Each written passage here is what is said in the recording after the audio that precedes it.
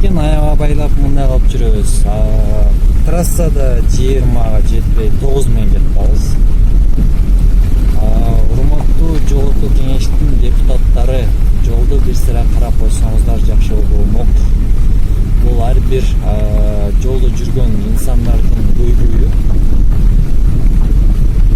Правила жок, биринен бири ашмай, жол гармошка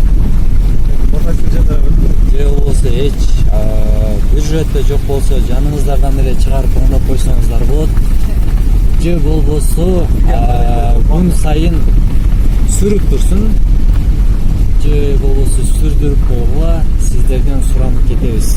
Чоң рахмат.